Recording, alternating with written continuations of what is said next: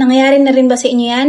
Nagsuka sila pero ang sinuka nila, yung mismong food, dog food o na kinain nila, pero ilang seconds lang, kinain din nila? Hi, Doc Rox here and I am a veterinarian, so pag-usapan natin yan. And here's why. Unang-una, instinct nila yan.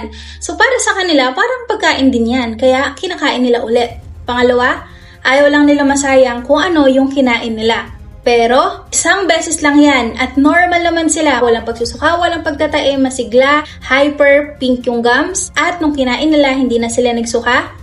Normal lang yan. Hindi yan agad alarming and no need na dalhin nyo sila sa inyong veterinarian. Pero kung paulit-ulit ang kanilang pagsusuka, may kasamang panghihina, dugo, naninilaw, hindi kumakain, tumatamlay, hindi active, hindi responsive, hindi hyper, hindi siya as usual, lalong-lalo na kung mainit ang kanilang katawan, ibang usapan na yan. That's the time na dalhin nyo na sila sa inyong mga veterinarians, sa mga veterinary clinic para ma-check kung ano ang nagkakos sa inyong alaga. Sa sobrang hyper nila, after nila kumain, nagtatatakbo, naglalaro, umikot, nagzoomies, saka sila nagsuka, normal yan. At lalong-lalo na kung ang pagkain nila ay more on fats and protein.